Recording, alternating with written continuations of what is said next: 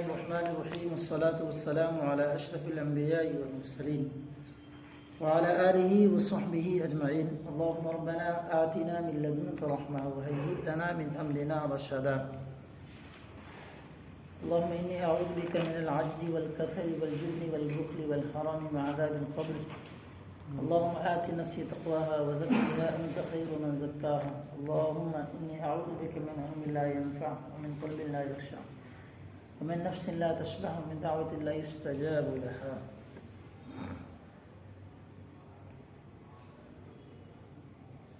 چلیں،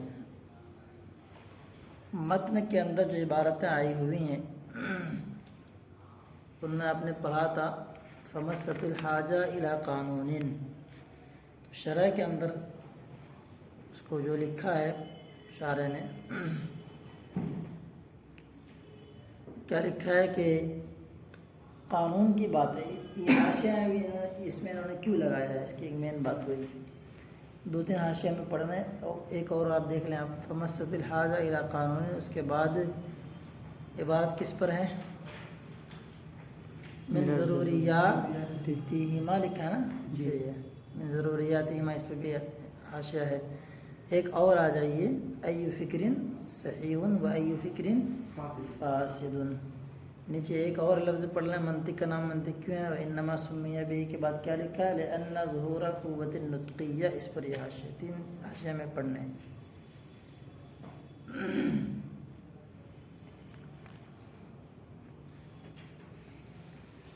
چلیں، حاشیہ لانے کا اصل مقصد کیا ہے اس کو خود موسی نے حاشیہ نمبر 1 میں بیان کیا ہے کہ اس حاشیے سے مقصد کیا ہے. ایک اعتراض کا دفع مقصود ہے.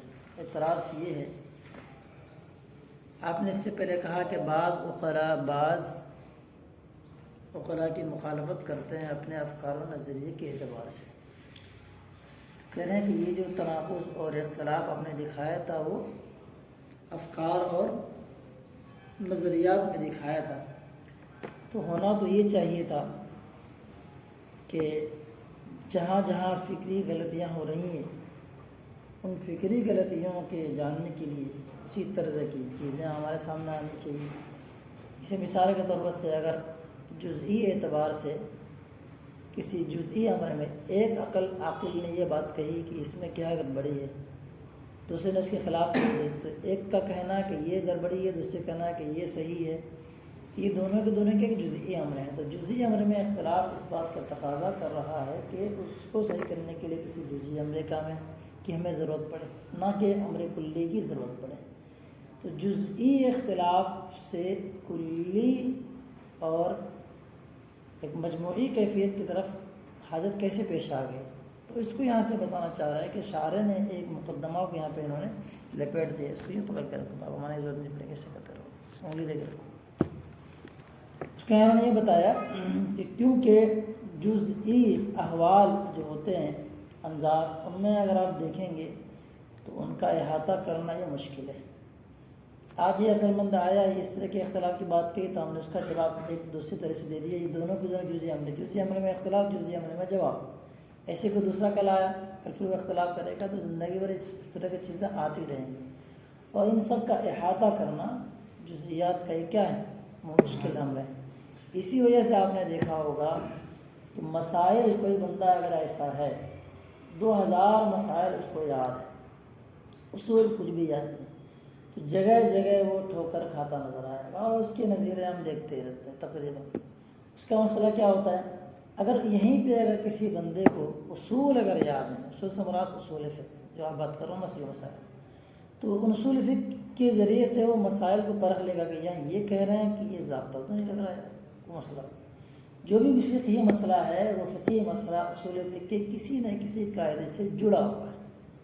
تو ہر مسئلے کو تحت جو بھی انسان دیکھنا چاہے گا دیکھ تو لے گا، مسائل سے جانکاری بہت ہو جائے گی، لیکن غلط کا وہ شکار ہو سکتا ہے. اسی وجہ سے جب اصول فقہ کو پکڑ لے گا تو اس کی وجہ سے کیا ہو جائیں گے، پھر اس کے سارے چیزیں آ جائیں گے. ایسے ہی منطق ہے، اختلافی چیزیں ہیں، عقلی چیزیں ہیں. کوئی عقل مند ایک آیا ہے، عاقل آیا ہے، وہی کہہ رہا ہے، کل کوئی اور کہے گا یہ اس کا کہنا غلط ہے، کل وہ ثابت کرے گا کہ صحیح ہے. اس طرح کے جزئی اختلاف اور جزئی تصحیح اگر ہوتی رہے گی تو اس کو ہم پرکھتے لیتے ایک ہی امر کے بارے میں ایک کتاب آ جائے گی. دنیا کیا ہے؟ حدیث کی قدیم ہے.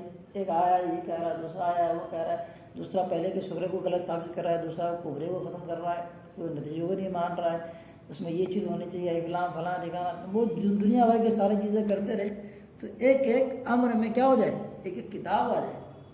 اس طرح ضرورت کیا پیش آئے کہ کچھ ایسے اصول قاعدہ قانون ہو جائیں کہ جنہیں اگر بندہ پرکھ لے سمجھ جائے تو اس کی بنیاد پر وہ صحیح و سقیم کے درمیان فرق پیدا کر لے گا. تو یہاں پہ انہوں نے بتایا کہ کیونکہ انظار جزئی یا جزئی نظر و فکر کا احاطہ تفصیل یہ متعذر امر ہے تو شارح نے بیان کرنے میں اس کو چھوڑ دیا. اور نتیجہ تھا ہمارا کہ اگر میں یہ بات کروں کہ جزئی اعتبار سے نظر و فکر میں اختلاف ہے، جزئی نظر و فکر کی تصحیح کی ضرورت پیش آئی، یوں جزئی کرتے پھر کسی امر کلی کی طرف جائیں گے.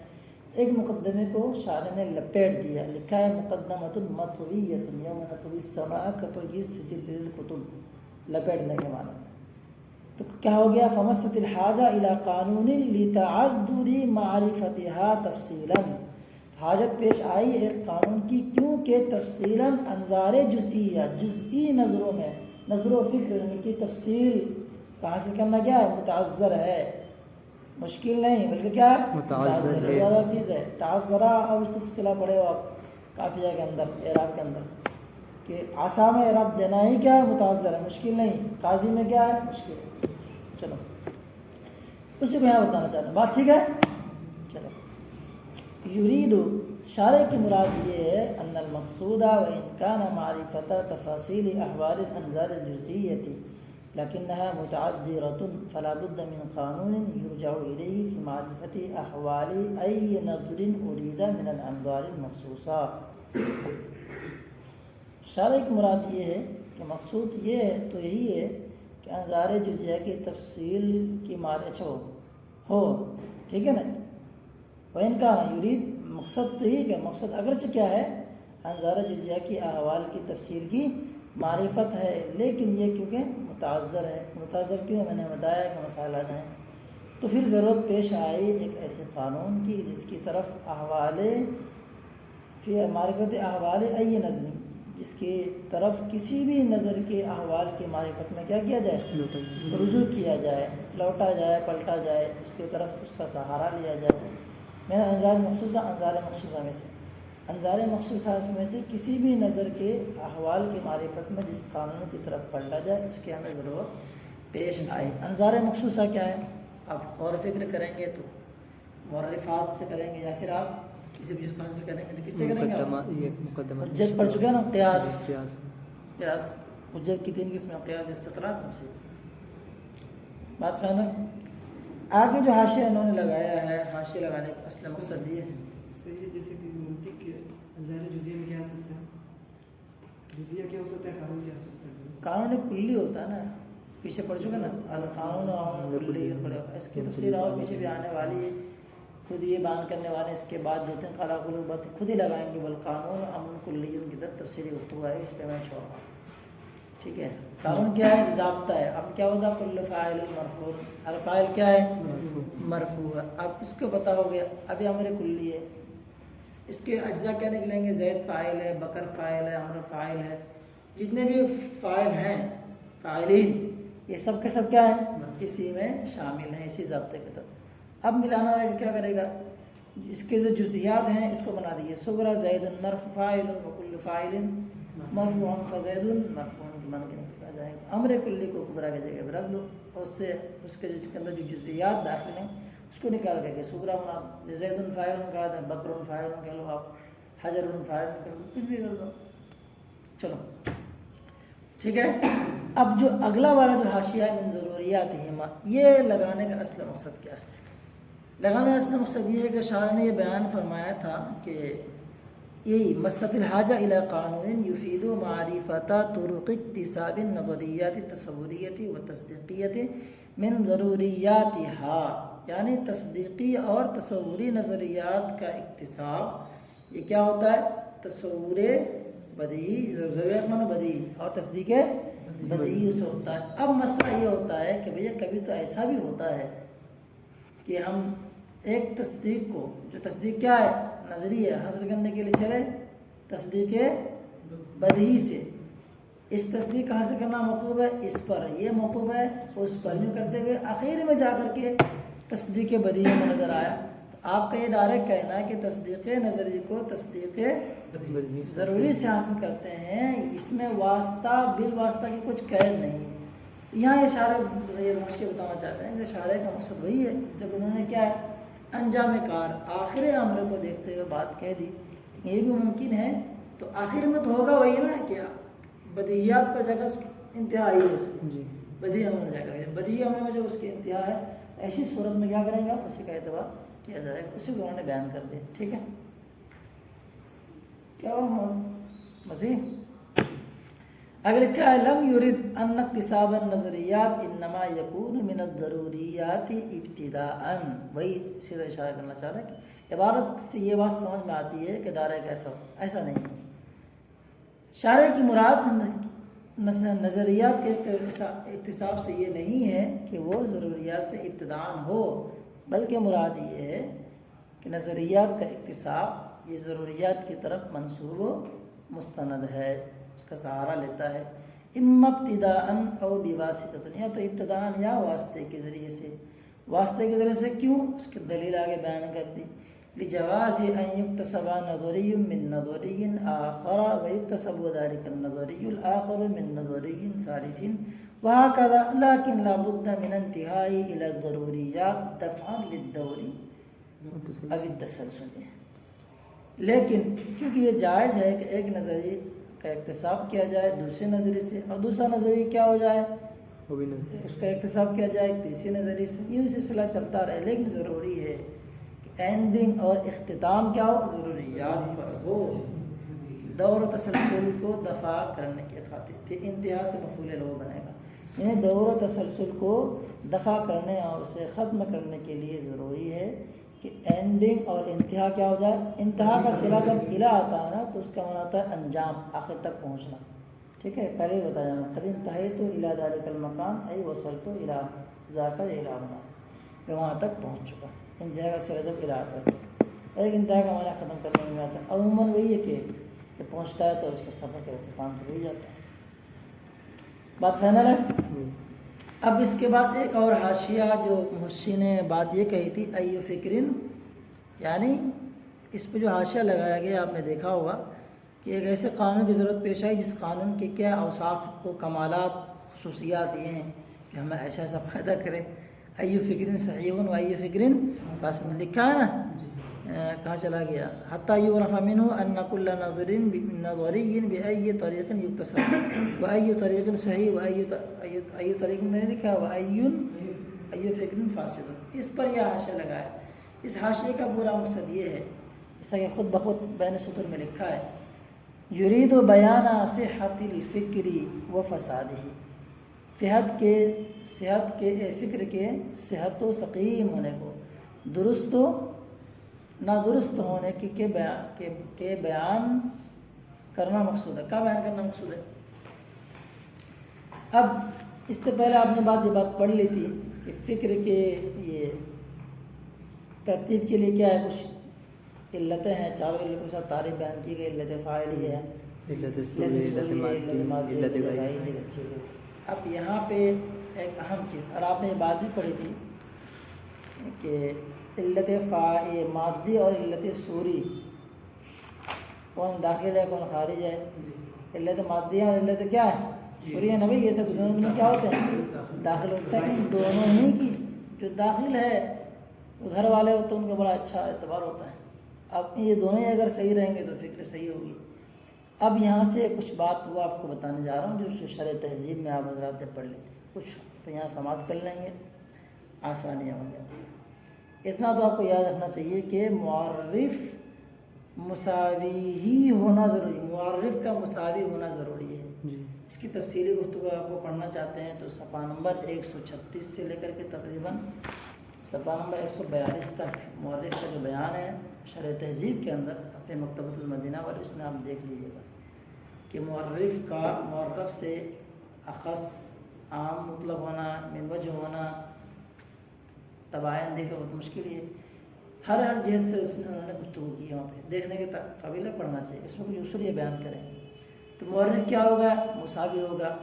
اچھا مورخات کے بارے میں آپ پہلے پڑھ چکے ہیں کہ وہ ذاتی ہوں گے یا خارج ہوں گے. ذاتی ہوں گے اس مطلب ذاتی حدی والی. ہاں حد تام ہوں گے یا حد جو بھی حدی ہوگی. جی. خارجی مطلب رسم کے اندر رسم والی. خارج ہوگا. مساوی کا ہونا بھی ہے ضروری. یہ کچھ جی. شرائط وغیرہ. ایسے اگر آپ دیکھنا چاہیں گے اس کے اندر تصدیقات کے اندر، تو تصدیقات کے مسئلہ یہ ہے کہ وہاں پہ وہی ہے. آپ اشکال کی بات پڑھ چکے ہو. شکل اول کیسے ہونی چاہیے نہیں ہونی چاہیے. ہاں ترتیب دیں گے، قیاس کو ترتیب دینے کے طریقہ کار ہے. تو نتیجہ نکلنے کے لیے مطلوب تک رسائی کے لیے کچھ شرائط ہوتے ہیں جو تفصیل کے ساتھ بیان ہو چکے. 212 سے لے کر کے 15-18 تک کے اسی اشارہ تہذیب کے اندر اس کی تفصیلات موجود ہیں. وہاں بھی آپ دیکھ سکتے ہیں. اشارہ اس لیے کر رہا ہوں بار بار ہر چیز یہاں پہ میں پچھلے پوری سبق کا یہاں پہ یاد کر لوں بس آ جائیں گے. ابھی انہیں کچھ باتوں کو لے کر کے یہ کچھ بات یہاں پہ آپ کو سامنے بیان کرنے کے دیکھیے کیا بیان کرتے ہیں پھر یہ کیسے درست ہوتی ہے. تو یہاں پہ 2 طریقے کار یہ بتائیں گے. یہ کیا ہے؟ مطلوب کے حاصل کرنے کے لیے کچھ مبادی چاہیے. مبادی 2 طرح کے پیچھے بیان ہو چکے ہیں، قریبہ یا بعیدہ. ٹھیک ہے. ساتھ ساتھ میں یہ کہ ان مبادی کو استعمال کرنے کے کچھ طریقے کار ہوتے ہیں. ٹھیک ہے. 2 چیزیں آ گئی ہیں. تو مبادی ممتاز ہوں اپنے غیر سے. ثانی کیا ہے؟ مخصوص طریقہ. مخصوص طریقہ جو ان مبادی میں کیا واقع ہے، یعنی مبادی ہیں کچھ بنیادی چیزیں ہیں. 3 چیزیں ہوتی ہیں نا، موضوع، مبادی اور مسائل. مبادی، موضوع اور مسائل. 3 طرح کی چیزیں ہوتی ہیں. مقاطع بھی کہتے ہیں. اب یہاں پہ یہ 2 ہی چیزوں کو یہاں پہ بیان کرنا چاہ رہے ہیں کہ مبادی اپنے غیر سے ممتاز ہوں. ساتھ ساتھ میں کیا ہے کہ ان مبادی میں جو مخصوص طریقے ہیں ان کی معرفت ہو جائے. طریقے کیا ہے؟ مبادی کیا؟ معرفات حاصل کرنے کے لیے مبادی کیا ہے؟ جنس اور فصل ہے. یہاں پہ کیا ہے؟ جنس ہے یا خاصہ ہے. کس کو مقدم کرنا ہے، کس کو مؤخر کرنا ہے، اس کی پوری تفصیلی گفتگو آپ پڑھ چکے ہیں. تصدیقات میں جائیں گے تو شکل اول کے اعتبار سے ایجاب صغریٰ کلیت کبریٰ فعلیت صغریٰ بھی ہونا ضروری. اس طرح کی تفصیلات کیا موجود ہے. ان ساری کی ساری چیزوں کو اپنے شبدوں میں، اپنے الفاظ میں ادھر ادھر سے تھوڑا سا یہ کر کے بیان کریں. ٹھیک ہے. یہی بات اس میں انہوں نے بیان کی. کچھ تفصیلات درج کرتا ہوں. دیکھو، قد عرفت ان للفکر مادة وهي الامور المعلومة وصورة هي الهيئة الاجتماعية اللازمة للترتیب. دیکھو اللازمہ سے بتا دیا کہ جو صورت ہے وہ کیا ہے؟ جو صورت ہے نا ولت صورت کیا التزام ہے کہ دلالت جو ہو رہی ترتیب کی. للترتیب، اللازمہ للترتیب. ترتیب اور صورت کے درمیان کون سی؟ ملازمت. ارے بچا نا دلالت التزامی ہے. بھول گئے آپ لوگ میں کہیں سب دیوال کا ہے لگ رہا ہے کہ نہیں ہے؟ يمكن أن يقال إن دلالة الترتيب على الهيئة التي هي معلولة له أظهر من دلالته على المرتب الذي هو فاعله. یہ سب ہے کہ نہیں تفصیلات اوپر بھی آیا فیکون دلالة الترتیب علیہ التزامیۃ كدلالته على المرتب. ابھی اس سے پہلے پڑھا ہے، قافلہ کر کے آیا ہے، خود بھول گیا ہے. چلو آئے کیا ہے؟ دیکھو، فَإِذَا صَحَّتَا كَانَ الْفِكْرُ صَحِيحًا. جب یہ دونوں چیزیں صحیح ہوں گی، مادی اور سوری، تو کیا ہو جائیں گے؟ فکر صحیح. اب اس کو یاد رکھیے گا. یہ سب کیا ہے؟ مانعۃ الجمع، مانعۃ الخلو پڑھے ہوئے سب. مانعۃ الخلو کے طرز پر ہے، خالی نہیں ہو سکتے ہیں، دونوں جمع ہونا ہے. یہ ایک طریقے سے دونوں جمع ہو سکتے ہیں، دونوں خالی نہیں ہو سکتے. ایک بھی خالی ہوگا تو جگہ میں چلے گا. یہاں پہ ایسا مسئلہ. ٹھیک ہے. دونوں کے دونوں چاہیے ہمیں، ایک بھی کمی نہیں. تو مانعۃ الخلو کی طرف اس میں جزئیے کا مسئلہ ہوتا ہے تھوڑا سا. مانعۃ الخلو ہی دونوں ہی چاہیے ہمیں، خالی نہیں ہو سکتے ہیں. کوئی ایک بھی آ سکتا ہے لیکن اب ایک کا مسئلہ، ایک سے مسئلہ نہیں چلے گا. وَإِذَا فَسَدَتَا مَعًا أَوْ فَسَدَتْ إِحْدَاهُمَا. پس جب ان میں سے کوئی ایک گڑبڑ ہو جائے یا دونوں کے دونوں ساتھ میں کیا ہو جائے؟ گڑبڑ ہو جائے تو کیا ہو جائے گا؟ کانا فاسدن. تو فکر کیا ہوگا؟ فاسد ہو جائے گی. غیر لکھا نیچے غیر مستلزم للمطلوب، تو مطلب کیا ہوگا؟ حاصل نہیں ہوگا. فا سے فا برائے تفصیل ہے. فا کئی معنی میں آتا ہے. فا برائے عطف، جزا، تفصیل، تفریع، کئی معنی میں آتا ہے. فا برائے تفصیل. فَإِذَا أُرِيدَ تفصیل بیان کریں گے نیچے. ٹھیک ہے بھائی. اوپر جو بات بیان ہے وہ تھوڑی بات گویا کہ ایک طریقے سے دعویٰ کے درجے پر ہے. اب یہاں سے اس کے دلیل دے رہے ہیں، تفصیل بیان کر رہے ہیں. اجمال کے لیے تفصیل ہے یہاں سے فَإِذَا أُرِيدَ اكتساب تصور لم يمكن ذلك من أي تصور كان لم يكن جزاء بس جب کسی تصور کے اکتساب کا ارادہ کیا جائے تو ممکن نہیں ہے کہ کسی بھی تصور سے وہ حاصل ہو جائے. یہ میں کیا ہے میں تصور کر رہا ہوں کہ آسمان میں چلے جاؤں بس کیا کروں ڈائریکٹ اڑ کے آسمان پہنچ جاؤں گا نہیں. ہے جہاز کا سہارے میں راکٹ لے کچھ تو لینا پڑے گا کچھ نہ کچھ. چلو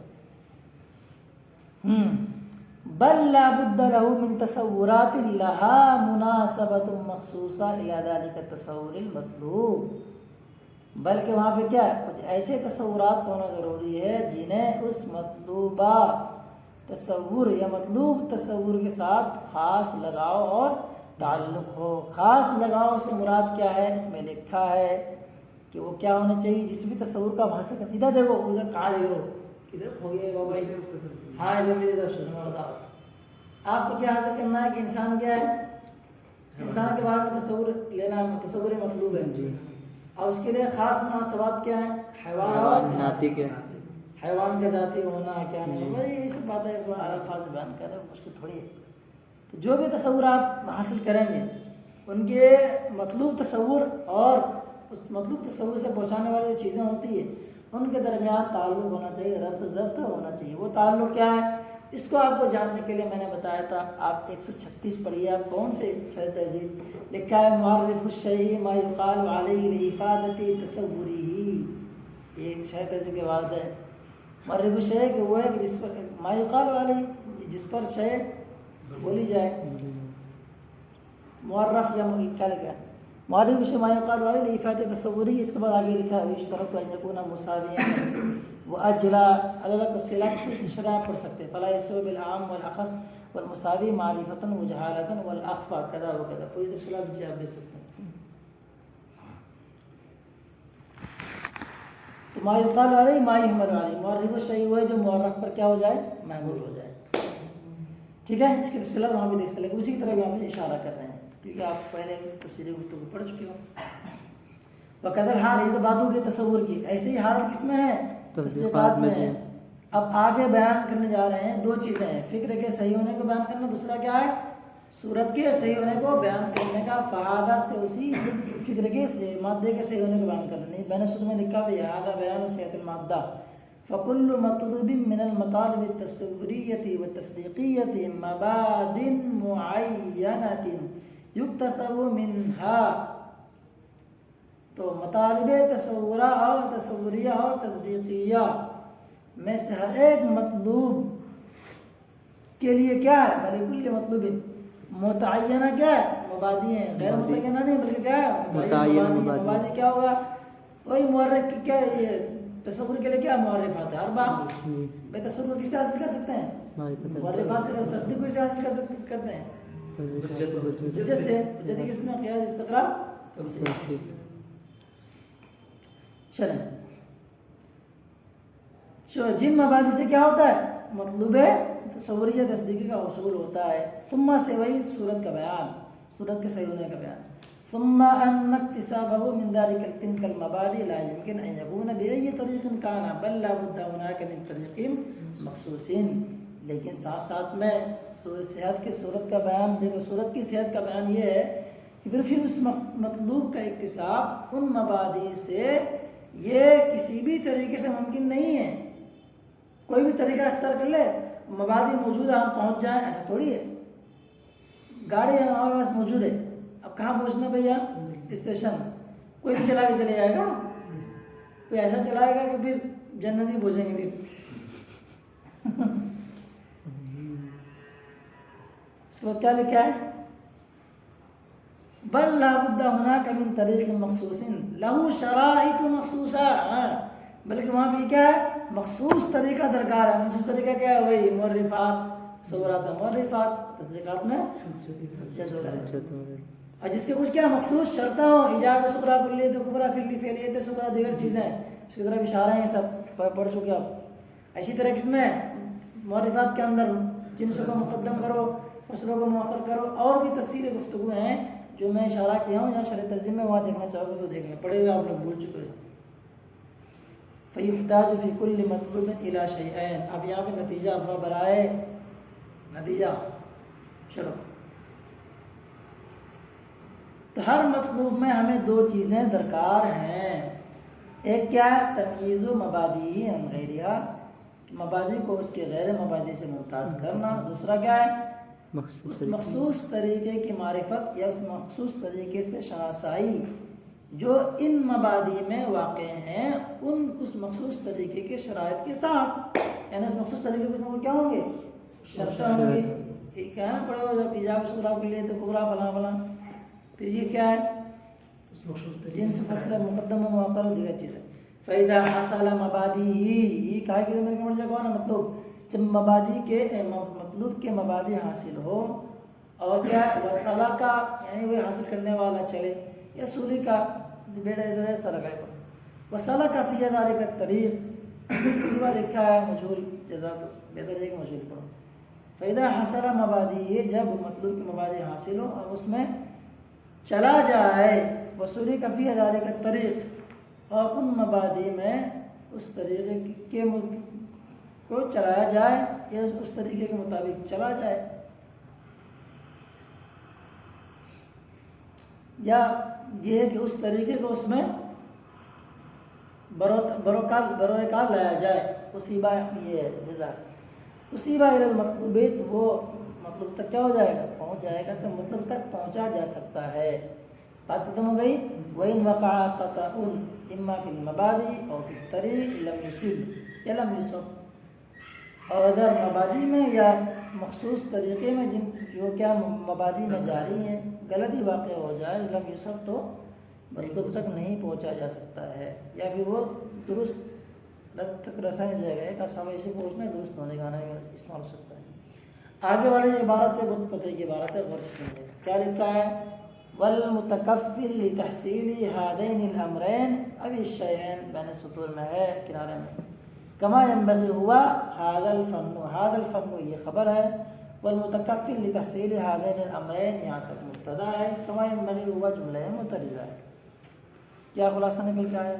اس سے ایک بات یہ بتانا مقصود، توجہ کریں. جتنے بھی علوم آپ پڑھتے ہیں نا ان میں آپ نے دیکھا ہوگا کسی بھی چیز کو حاصل کرنے کے لیے اس قدر عمدہ طریقے نہیں کہ مبادی ہوں، طریقے کار خاص ہو، ہیں ضرور ہیں، لیکن ان سب کا جامع منطق نظر آتا ہے. فکر کے اعتبار سے کیسے کیا ہوا، چیکنگ بار بار. اور دیگر جگہ میں کیا ہے؟ فکر اعتبار سے نہیں، بلکہ کیا ہے مورب کی کتنی قسمیں اس میں نہیں آپ کی فلاں فلاں بھی کہنا ہے سب کہہ جاؤ ختم ہو گیا. اب اس کے چکن کی صحت کے لیے کوئی یہ بتائے عمدہ زبردست طریقے کا ہے ضرور ہے. آپ کا تو بیان کر دیا گیا کیا ہے مفرد منصرف صحیح کا اعراب یہ ہوگا، اور تمہارے مفرد منصرف کا اعراب سونا نہیں ہوگا. تماشا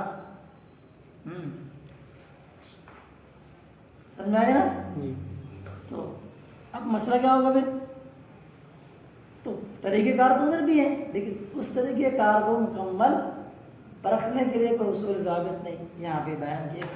اب یہ تھوڑا سا منطقی ہیں تو منطق لوگ تو کسی فن کی تھوڑا تعریف تو کریں گے نا بھائی.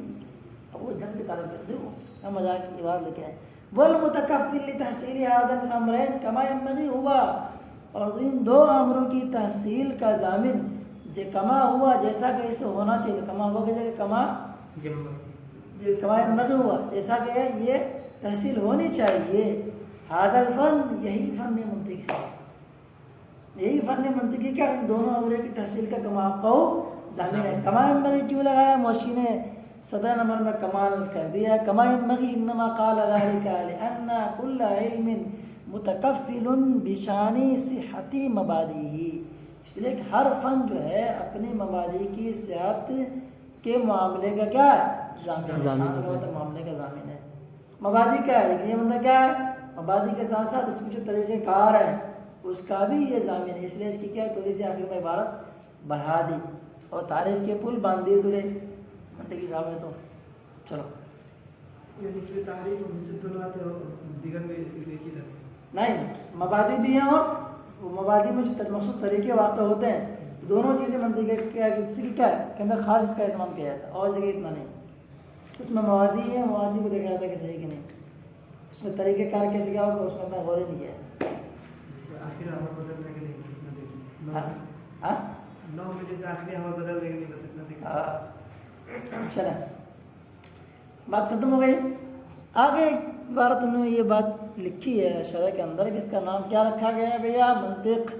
منطق کی علت انہوں نے بیان کی لأن ظہور القوت النطقیہ انما یحصل بسبب ہی کہ قوت نطقیہ کا ظہور اسی کے سبب سے حاصل ہوتا ہے. قوت نطقیہ کیا ہے؟ اب یہاں سے اس حاشیے کا اصل مقصد کیا ہے؟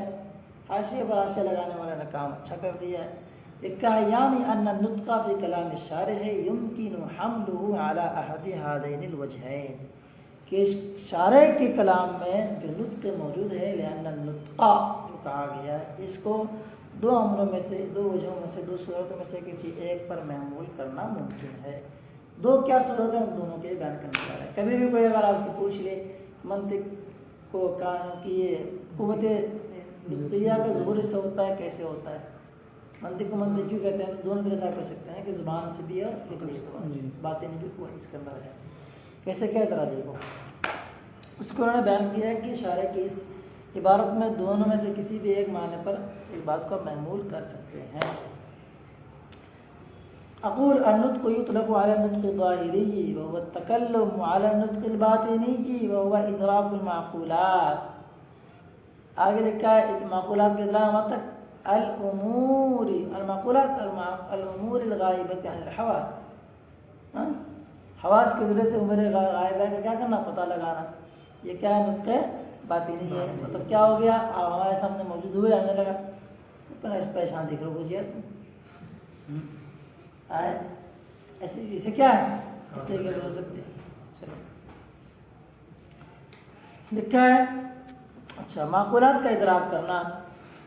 وهذا الفن يقوي الاول ويسلك بالثاني مسلك السداد. سلک يسلك باصلہ متعدی کے لیا جائے گا.